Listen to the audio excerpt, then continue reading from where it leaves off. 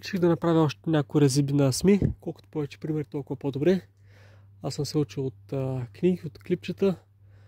Баща ми, докато беше жив, си мислех, че винаги ще е до мен да им помага, да ми каза кое как да реже, но не е така. И после се наложи да се уча от другаде.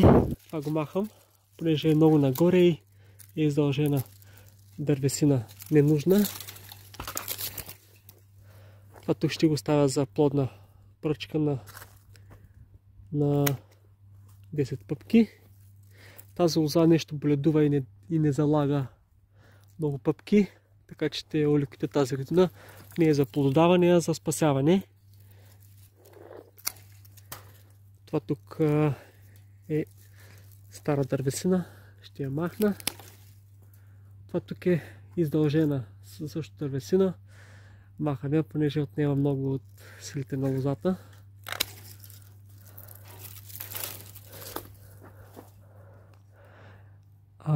Тези после ги мажа с влажна боя, за да не сича сока и по-бързо да заздравеят. Особено ако са по-големи, е хубаво. Това тук ще го ставя за чеп.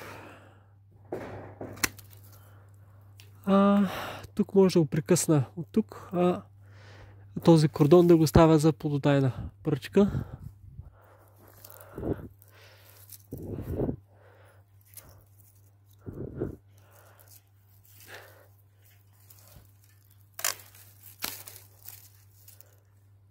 Това е с тази. Даже може и това да го ставя за чеп. Преди ми остана само един. Да, по-добре е да оставяте повече чепа, отколкото плододайни пръчки. Хубаво е да има чепове. Без чепове не трябва да остава. Тази тук, отдавна искам да я подмъдя. Този кордон с старата дървесина го махам.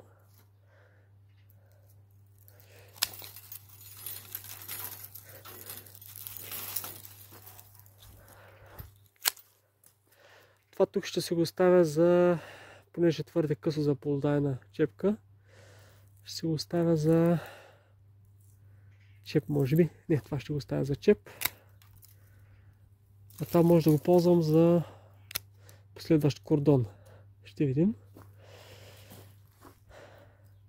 Този кордон с тази стара дървесина също го премахвам. Аз не ги ползвам за сянка, само за плододаване, така че колкото по-малко стара дървесина, толкова по-добре. Тази пръчка нагоре, която отива, тя не става за плододаване, оставяме за чеп с две пъпки за другата година, а тази ще оставя за плододайна. И тук ще я превържа. Тази тя нещо не ми залага, че по миналата година се съхнали.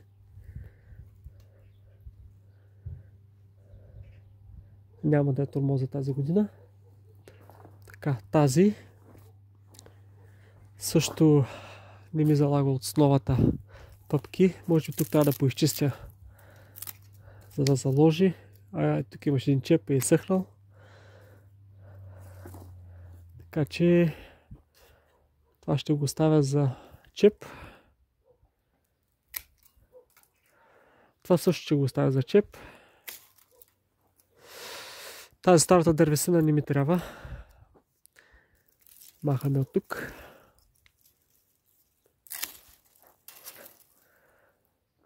Тази може да оставя за плододайна пръчка или както се казва майка на 10 пъпки.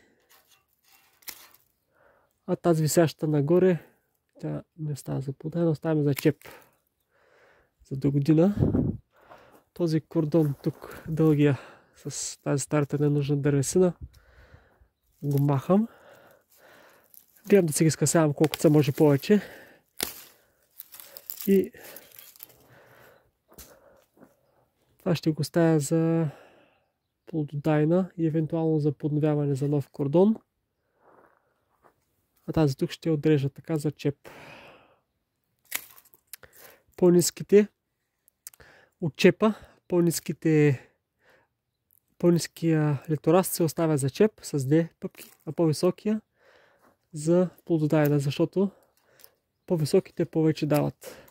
И винаги трябва да се пристягат хоризонтално, защото тези пъпки, които са на арката отгоре, те дават повече. Първите две не дават особено, последните две също не дават особено. Най-хубави грозде се получават от тези тук.